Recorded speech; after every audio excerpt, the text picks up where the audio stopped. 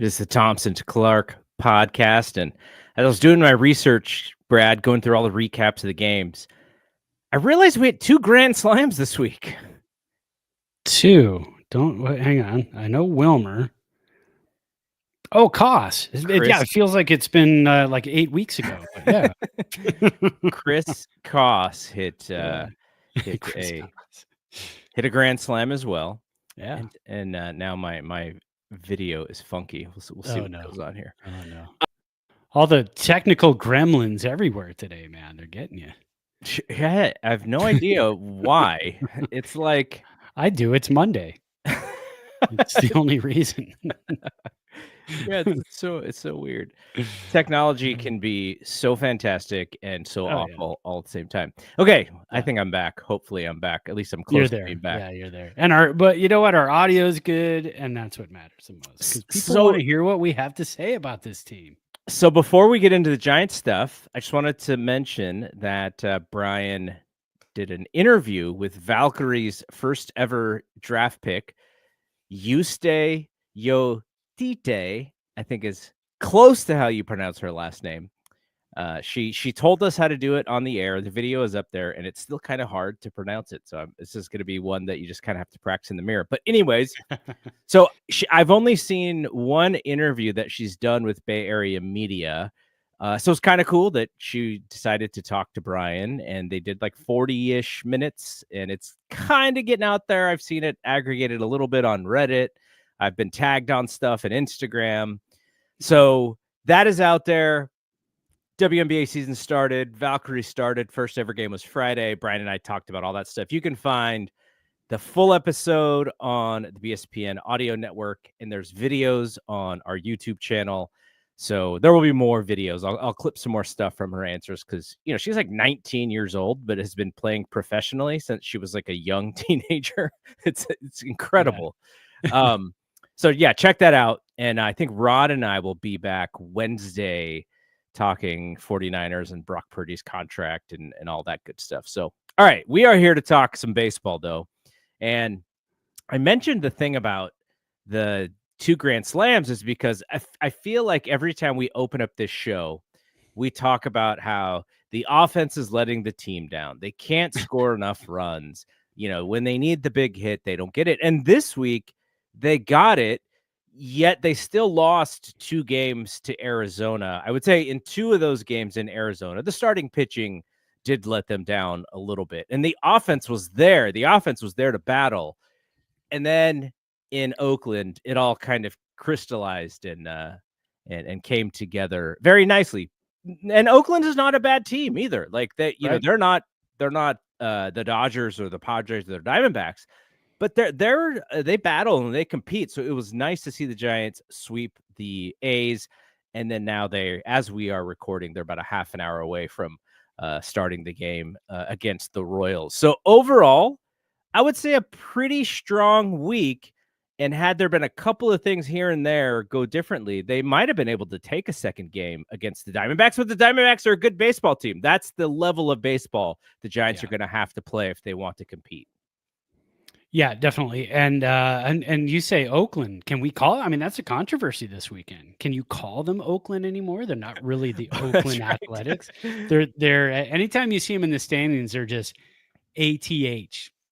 They don't have a city technically that they're they're West Sacramento, but they don't really have a city in their name anymore. They're just the Athletics, but I think John Miller kept calling them Oakland. He did. Hey, John Miller's from the East Bay. He grew up in the East Bay. That's his. But Caruco called them Oaklamento.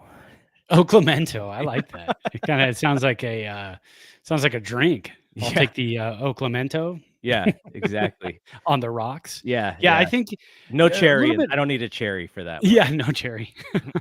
One thing that's a little bit frustrating too is the offense. You know, they did what they're supposed to do in a couple of the games, but again, they you go to extras and you win a 1-0 ball game against the Athletics. Then you have a game on Sunday where they're getting just absolutely shut down by Springs, right? And then was it Springs that pitched yesterday? Yeah. On Sunday, he shut down 20 straight batters. Yeah, after the leadoff home run by Heliot Ramos. And then, but this team finds a way. So you can't really say it's frustrating because they swept the series, but it is frustrating that when your pitching is doing so well, and you're just not cranking out the runs. Got Casey Schmidt is back this week. Encarnacion was shut down for a couple of days, but they still expect him back on the 28th, and that's 9 days away. He was having What did he have? A hand tenderness or something? some soreness in the hand, and I think it was the hand that was worked on. So I think he'll be back. So that's a little bit more offense coming back. Casey Schmidt, can you call him offense? I mean, more offense than David VR possibly. Yeah. But so it is hard to watch this offense sometimes, but they do seem to really get runners on, move runners over, do what they need to do in key situations. So if it's a tight game, I have a lot of faith in this team. If they're down 6-1, 5-1 in the 5th or 6th inning, I don't have as much faith because I think this team needs to keep the score low and they need to continue to make great defensive plays like they have been doing. And that's what's helped this team quite a bit, is the pitching and the defense. And we knew that coming into the season. So it is fun to watch. I mean, I'll tell you that. It is exciting and fun to watch. There were a couple of moments where a ball, like I mentioned, kind of the ball bouncing here or there. Ramos hits a drive. I think it was in the second game against the Diamondbacks. And it looked like it was going over the fence, but it kind of hangs. And then the Diamondbacks left fielder kind of makes this like jumping, spinning catch and then falls on his ass. And it's like, well, okay, you deserve that one. Exactly. But Ramos hit the heck out of it. He hit the heck out of the ball all week long. And that is fun to see. Like we did the little segment last week about who could be their all-star of a position player.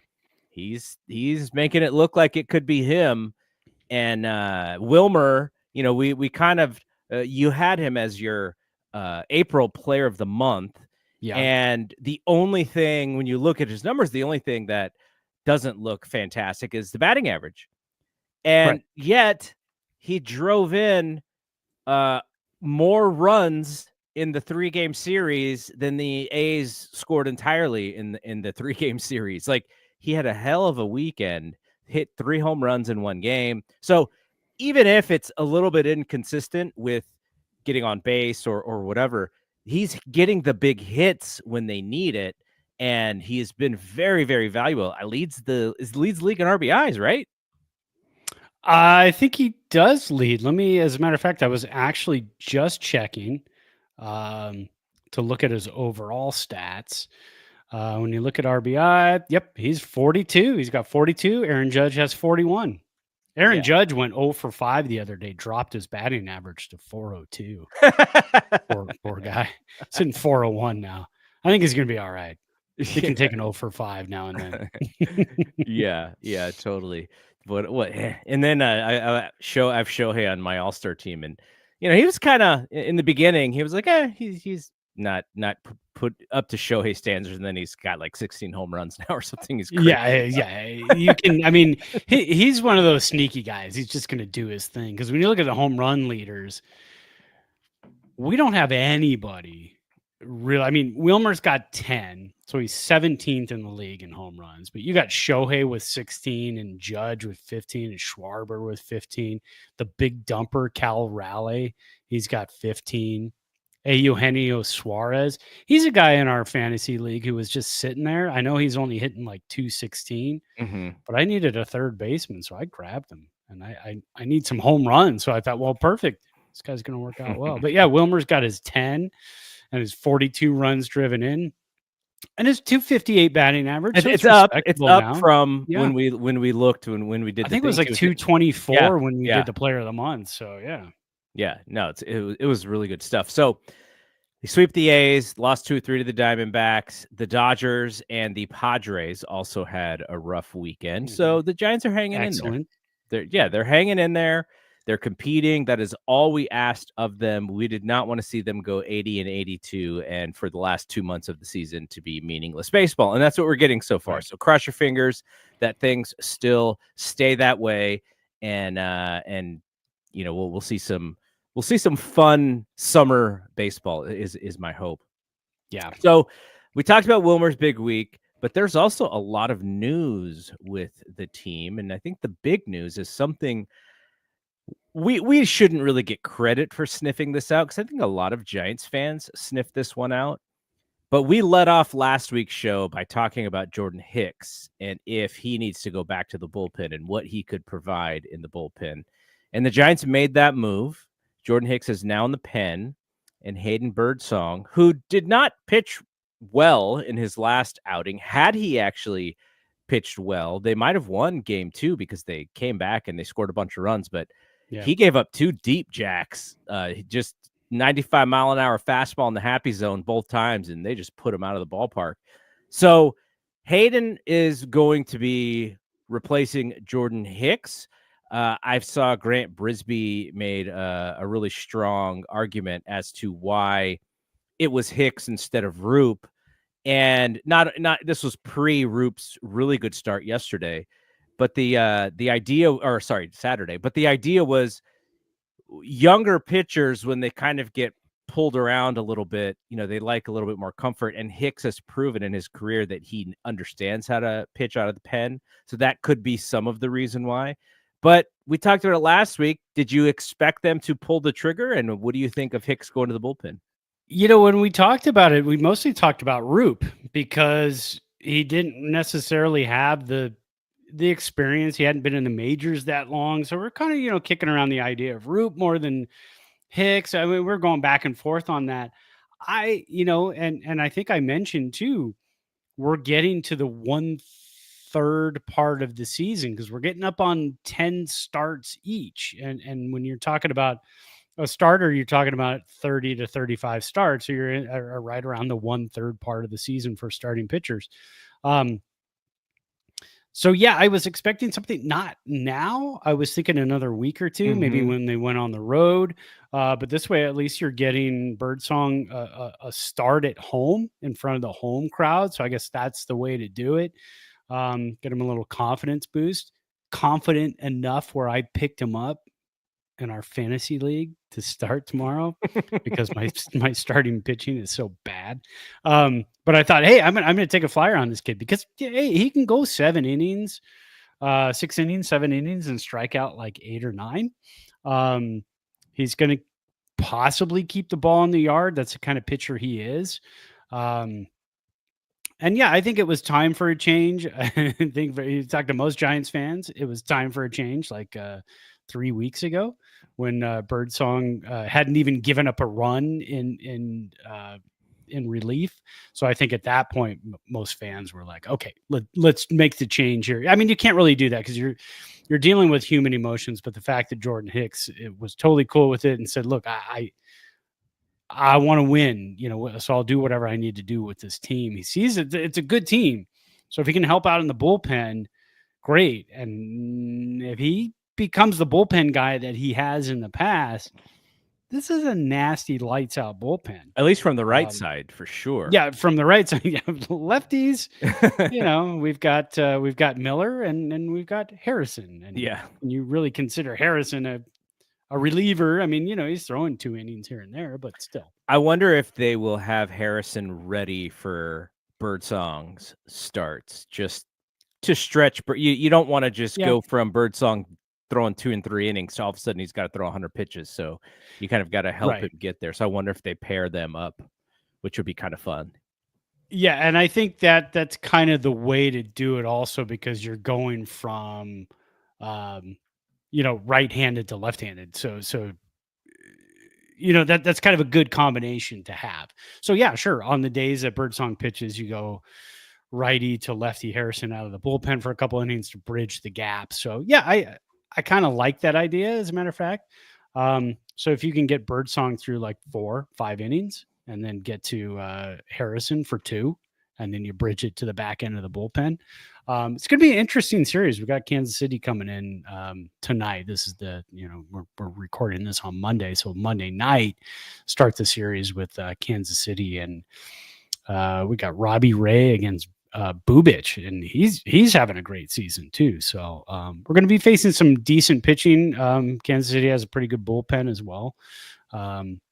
Although their closer is shaky, Estevez, I think they've been talking about possibly, I think they have Urseg, who's their 8th inning setup guy, and that guy's lights out. But you get to Estevez, and I guess his numbers aren't super fantastic. His metrics aren't fantastic. Everything else isn't great.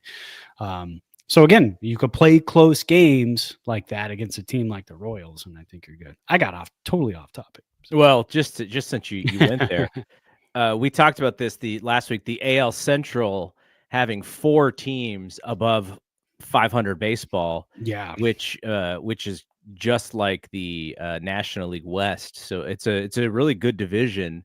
And Royals are 26-22. They're probably closer to average than anything else, but still, they are a positive ball club. And then the Giants get the Nationals, who are 21-27. Not great with the run differential, so hopefully they can take advantage of that. And all home games. No, actually, the Nationals they go to DC, so they have these 3 home games against the Royals. Another East Coast kick, man. I'm telling you, it just kind of feels like this season has been all about you're at home, then all of a sudden you're on an East Coast kick, and then you bring it back home, and you go back out to the East Coast again. So I haven't had that West Coast swing. I mean, we did, we had the Padres, we had the Angels, but still, you haven't had that swing where you go like, Seattle, and in the past it was Seattle, Oakland, San Diego, LA, and then come back home, and you had this nice West Coast swing, but I haven't had anything like that yet. Another piece of information that came out is Verlander. He was kind of wondering about his velocity being down yesterday. Yeah. Though he battled through it. He gave up 5 walks. He had a shorter stint than I'm sure he wanted, but they were only up 2-1 or whatever when he left the game, I think.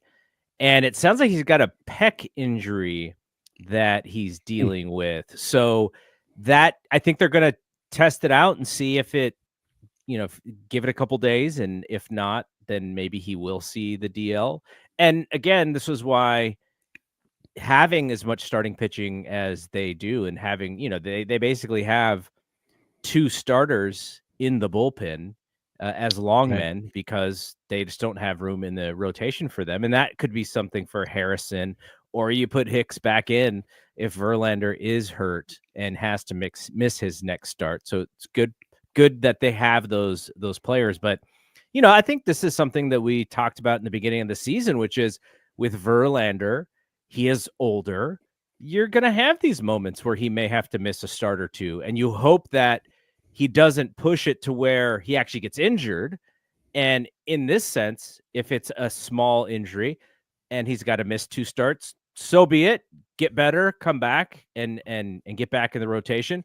And I know there's some folks who are kind of wondering why Verlander gets a long rope versus someone like a Hicks or a Roop. And it's because he's a Hall of Famer, and you paid him to come over here to pitcher for 20 years and have a shot to take their 28 starts in the season. You're not going to mess with that guy unless he's just absolutely horrible and not competing anymore. It's going to, not to bag on the Dodgers, but this is something that Clayton Kershaw, I think they're going to have to figure out with him. Like what did he get out of like the 2nd inning or something in his first start back? So I know he had a rough one, and he's going to have to figure it. But you give Kershaw the opportunity because he's proven that he's done it before. You trust him that he's going to do everything it possibly takes to figure it out. And they're going to do the same thing with Verlander, especially because they are not the not the sexiest team for free agents to come to. I'm talking about the Giants.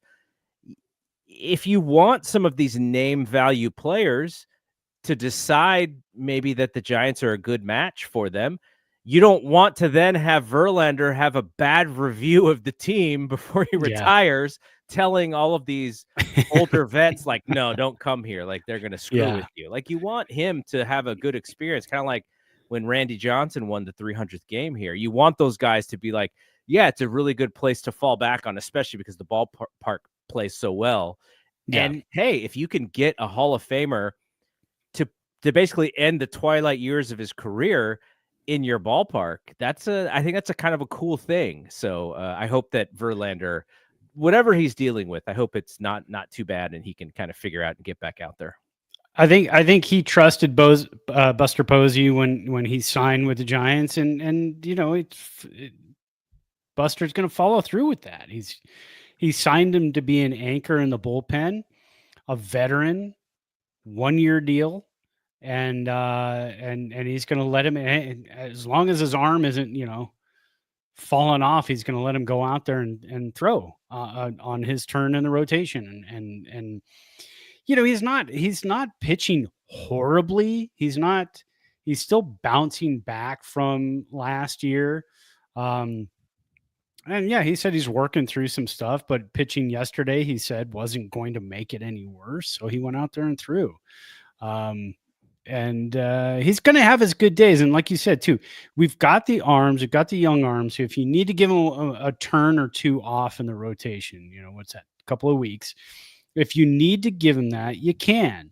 And then get him healthy for the stretch run, get him healthy for the playoffs, because that's where this team right now is headed. And we can say that. We can say that this team is heading for the playoffs. The way they're playing right now and the way things are shaping up. So some other news about the team, we mentioned Casey Schmidt is back, and they did have to DFA David VR for the second time this season, which can be great for him. He's at this weird Crash Davis crossroads of his career. Yeah. And, what do you do if you're him? Well, if you still believe and you still want to fight, then you just keep, if you clear waivers, you come back to the Giants. And I don't know how many times that they can do this again, but he, he's in his like mid to late 20s now. So he's no longer the prospect. And that really hurts his leverage and negotiation opportunities with other teams. And so he's staying with the team that he's comfortable with. And good luck to him. It's got to be like maybe one of the crappiest things a big leaguer can go through is just being in this like middle zone where the team kind of wants you, but doesn't want you enough. And there's really not a lot of opportunity to latch on to other rosters because they're good. You've basically created this space where this is what other teams are going to do to you now. You get put on the 40-man so that you can play. And then when the other player comes back, then you get DFA'd again. So that's got to suck for VR. And I hope he lands wherever he lands, even if it's back with us. I hope it's a soft landing.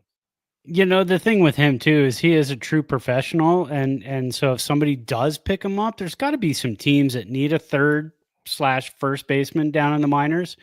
Especially a guy who's been around a long time and can work with some of the younger guys. So if you've got a really young AAA team, and you just kind of need a guy in there, hey, he's out of options. So he'd be in the minors, and if you could pull him up at some point, he might get DFA'd again. But yeah, like you said, he's kind of past the prospect point where he's just gonna all of a sudden turn it on and be a 20 home run guy or anything like that. That's not happening. I don't think he's going to get, even if he had the opportunity to play 150, 155 games, I'm not sure he's that type of player. But he is he's a professional. He's a professional ball player. He's a professional hitter. He carries himself very well. So if he doesn't end up with the Giants, yeah, he's going to end up on a team that could use him to, kind of help bring some of the younger guys along. Another guy who's having a really good beginning of the season in the minor leagues is the Whiz Kid, Carson Whisenhunt. Yeah. He's really giving them all of the information that they need to make some decisions on who he is. He was named the PCL Pitcher of the Week, 14 innings, 14 strikeouts, 0 runs given up.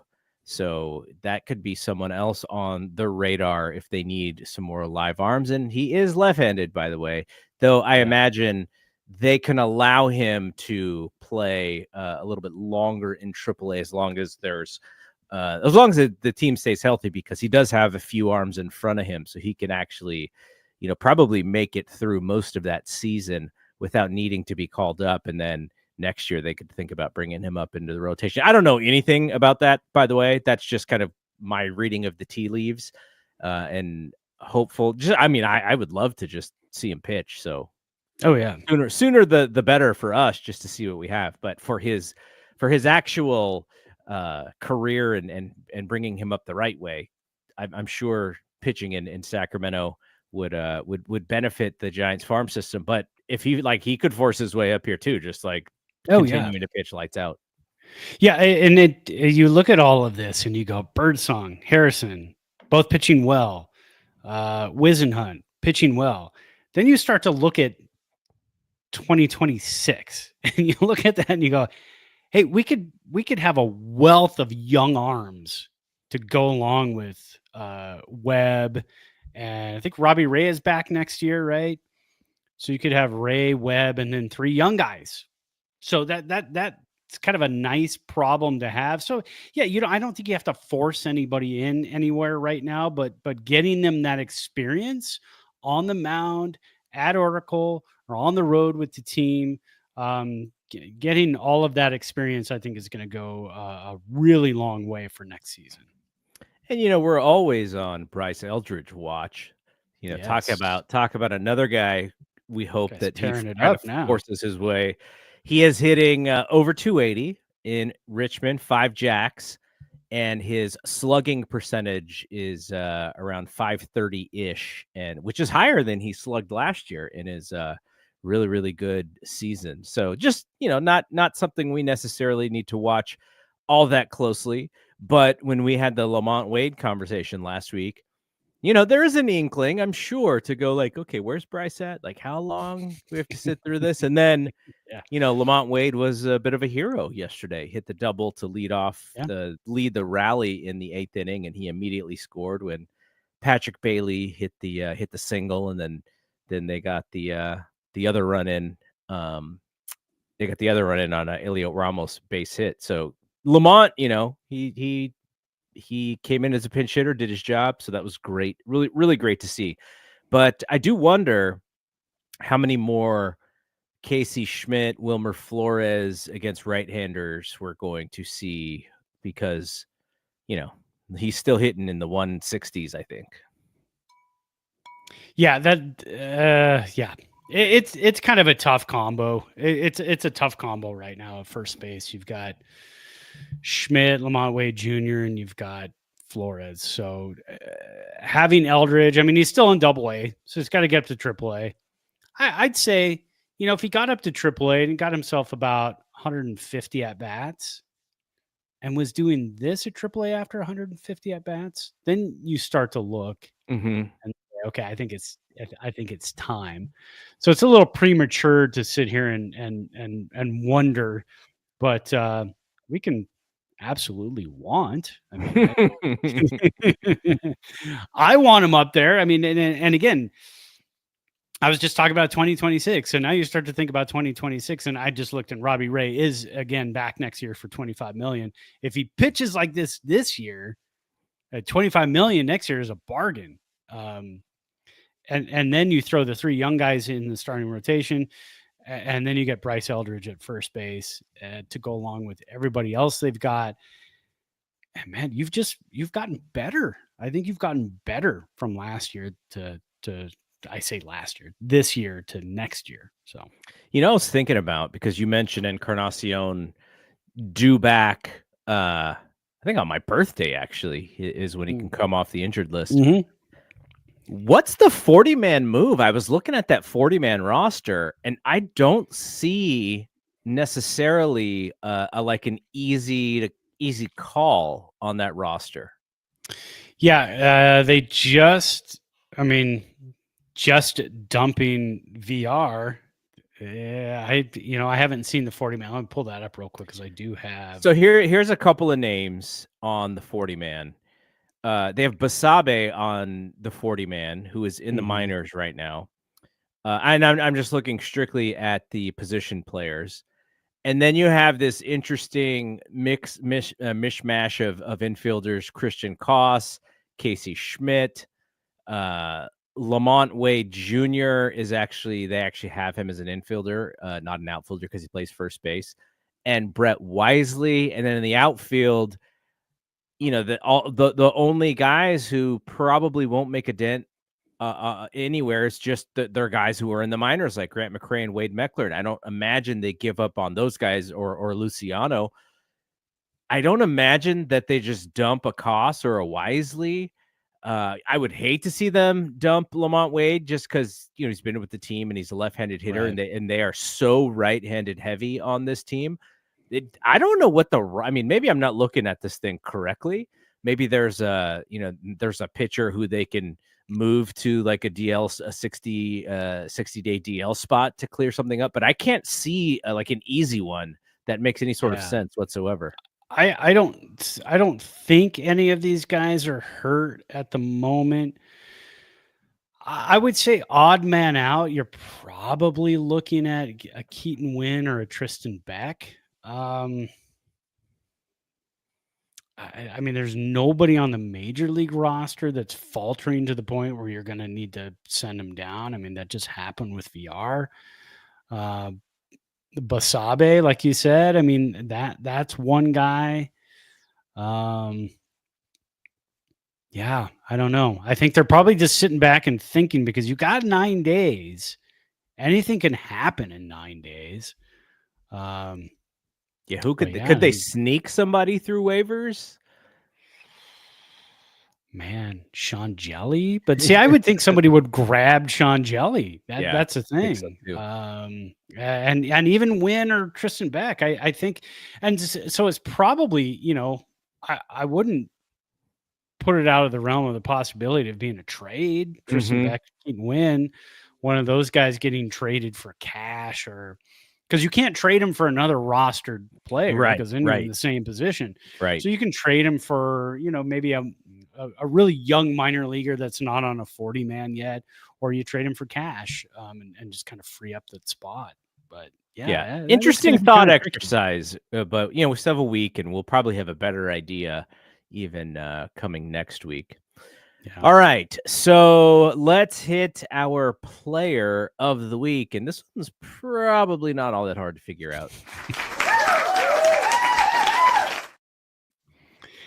Yeah, so Heliot Ramos had a fantastic week. He hit 391, 173 WRC plus. He hit a home run, 5 ribs, scored 4 times, had a nice 11% walk rate, but he didn't have the week that Wilmer had. Wilmer had the week, man. 229 WRC plus, good for a 0.4 WAR on the week. 348 average, that bumped his average up, like we talked about earlier, is up to 258 now. 506 WOBA, K percentage of only 7%, walk percentage of almost 18%. 3 home runs, 9 ribs. That's good for, I think, second in RBI on the week, behind a couple of other guys. Will Benson being one of them from Cincinnati, who's on a tear. Scored 6 runs on the week as well, and had the walk-off bases loaded walk. You can never, nothing more excited than a bases loaded. It was a fantastic at bat. The at bat was just awesome. I've watched it, I don't know, 2 or 3 times, and how he laid off that second slider in the at bat. Like 2-2, I think, or 1-2, and he laid off that second slider. I was like, man, how did he even do that? And it just broke Miller's spirit. He kind of turned around and looked and thought, that was it, man. That was the pitch. I thought it was going to get him right there. So, what did Miller hit on the gun? Like, did he hit 105? He hit 102, 103, I think, because after that slider that he missed on, that he couldn't get Wilmer to swing on, he just went all fastballs. And even on the 3-2 pitch, all you got to do is slot a 103 right down the middle. He couldn't even do that. It was down below the zone. Yeah, the catcher, I don't know if you saw the last pitch on of the walk. The catcher kind of like did a half stand up as if to say like, dude, just throw it right down the middle. Yeah, that's all you got to do. If he hits it out, he hits it out, but we just don't want to walk this guy. And the reason why, now to kind of to make the manager look bad, is the manager intentionally walked Mike Yastrzemski to load the bases right before that at bat. So not only did you load the bases to get to the Giants' hottest hitter, you loaded the bases when your pitcher was a little wild. And I have Mason Miller on my fantasy team. He's been killing me. Like he's not been great at all. But it was just kind of crazy to see Wilmer being so in the zone. He's like fouling off 103 around his numbers, or around the lettering on his jersey. And like that's I'm sure that's a pitch that Miller just thought, okay, he's not gonna be able to catch up to this one no matter how hot he is. And he was able to foul it off. Like it was incredible. I think I was more impressed with his ability to foul off those pitches than I was with the 3-homer game, because it's like 103. You can, I guess you can practice that with that super fast pitching machine or whatever. But man, that was crazy. So yeah, Wilmer. I know we have beat up on Wilmer over the years here and there, just because he's often injured and he's not the most athletic guy in the world. But when he is at an at bat, unlike some of the other players in the team, I do not feel like he's going to be overmatched. I feel like he's going to battle, which is a good thing, because there are some other hitters in that lineup where I kind of like shrug my shoulders and go, oh man, why is this guy up again? Always when there's runners on base and we need a hit. But and Bailey's the one that we pick on, and then he's the one who tied the game yesterday. So good on Patrick Bailey. Got to give him a shout out.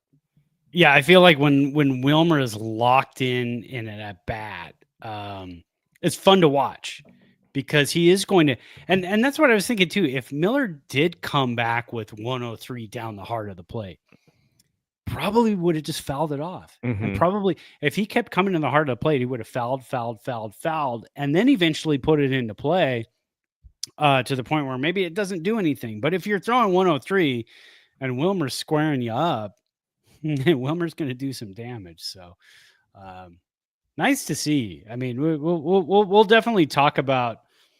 I think we'll talk about all-stars again, maybe in a couple of weeks, because oh yeah. If Wilmer continues to climb that average, I think you've got an argument. Has he ever made an all-star team? I don't know. I'd have to take a look. Let's see. I'm going to guess no, because a lot of his, his good season is like, 275 with 20 home runs. Like that's a good season. Right. No, he has never made an all-star. Never has. Hell. Yeah. That would be really cool for him. He's, 2023 was probably his best season. Combined average and power with the Giants, but he only played, he only had 450 some odd at bats. So yeah. That was the year of the platoon. Yes. I think he's already on track, as long as he doesn't get hurt. Obviously, he's probably on track to get closer to 500 ABs this year, which would be great. Which would be really cool to see. In let's take a look. 2023, he did play some third base. He actually played some second base. Not by choice, I'm sure. I imagine that was because they really, really needed him there. I do remember some of those games. Let's see. How many? 2023, he played 6 games at second base. And in 6 games, how many errors do you think he made? 0. He made 0 errors. Fielding percentage of 1,000. There you go. At third, how many errors? Yeah, he probably made more at third. But how many balls do you think he actually got to that wasn't like in his immediate radius at second base? He probably was. Yeah. You're like, why is Wilmer playing in like shallow right field? You mean most people would have made the play because they're just, as a standard second baseman, you can get over there pretty easily. Well, and make you the know what play. Bob Brenly used to say about Robbie Thompson is he used to say that Robbie Thompson would get to balls without leaving his feet that Ryan Sandberg used to have to dive for. That's how he explained Robbie's range Oh, and his okay. quickness. Yeah. So Interesting. I like that. all right, so let's get out of here. But before that, I just wanted to do a quick standings check. So Giants, I think all the teams are playing today. No, Padres have the game off, but the Giants, the Diamondbacks, and the Dodgers all play today. Actually, Diamondbacks and Dodgers play each other. That'd be a fun one to throw on MLB TV. Yeah. So the Giants are one game back. They've won 3 in a row. The Dodgers and the Padres have all lost 3 in a row. I was looking. I love the run differential. I'm gonna do it again. Yeah, that's a good. You know what? I didn't put much faith into that until you started kind of turning me on to that a couple of years ago. So I like it in football. I don't think it is as meaningful to show kind of like how much better your team is than I think in football it's really useful. In baseball, season is so long. Maybe it does even out here and there, but the Giants currently in the National League, the only teams that have a better run differential than the Giants are the Chicago Cubs, who are a plus 70, the LA Dodgers, who are a plus 63, and the New York Mets, who are a plus 56. The Giants are in 4th in the National League in run differential. And the only teams that give up less runs than the Giants so far this season are the New York Mets, who are kind of like the best team in the National League right now. Yeah. Like, the Dodgers, I think, have the most talent, but they're also their pitching is hurting and such. But the Mets, I think, are the one thing about the Dodgers, they just score crazy amount of runs. But you put everything together, the Mets are probably playing better baseball right now. But only the Mets and the San Diego Padres give up less runs than the Giants in the National League. So those are some pretty interesting numbers. As Brad said, we're kind of close to, so we're at game 49. So not quite a third of the season through, but getting there. We're getting there. Yeah. What is the Rockies run differential? I just want to hear you say it because it sounds so awful. Minus 144. Oh, good Lord. And they are one of the worst teams I think I've ever seen in my lifetime. Okay, now if you were to, I don't think people would be able to guess the second worst, out of like 2 or 3 tries. I think they would eventually figure it out. But the second worst team run differential wise is a team who was supposed to be good this year. That's the Baltimore Orioles. Yeah, that whole thing is baffling. The whole Orioles situation, their offseason, but again, new ownership over the last couple seasons. People don't know what the ownership wants to do. And now that I think they're starting to get an idea that they just want to basically own a baseball team, but they don't want to do anything with the baseball team. So this offseason, not even trying to go after Burns, Corbin Burns, not even trying to do anything with the team. And Adley Rutschman, I guess, is having one of the worst seasons, for a player that a catcher that was supposed to be like the next big thing, the next all-star catcher for years to come. And he's having a horrendous season. They've got all these young guys in the minors. I don't even know what that team's going to do. It's so rough to watch because I thought, man, the Orioles are going to be a tough team for years to come. Yeah, they're 15 games under 500. Consistently winning is really hard in baseball. It is. It's really hard. Yeah. So yeah, Giants are in good standing. They're going to have to probably win a few more games against good teams in order for people to really pay attention. But so far, so good after 47 games in the season. And we'll see how they do against the Royals. Royals coming into town, and then the Nationals. They're going on the East Coast, which is always kind of funky, but at least they do have a day off for the travel day. So, all right. We'll be back next week. Like I said, we'll have a We Want Winners. We'll probably have more Valkyries and Warriors stuff going on this weekend. And check out the Yuste Yo Tite interview. I think I screwed it up that time. We'll have it. And as long as Brian didn't screw it up, right? He purposely screwed it up because he wanted her to hear how he said it, and so that she could correct him. And it's still really hard to get down. But we'll have also. I know people on Instagram have kind of been tagging us, going like, because I put a photo up of Yuste and Brian, and they're like, where can we hear it? So it's only in the profile where you can go to hear this stuff. But we'll probably put a short up on YouTube and a reel on Instagram as well for our followers, and we'll have more content on the YouTube channel this week for that. So, all right, thanks to Brad. I'm Double G. We will see you when we see you. Peace out. Peace.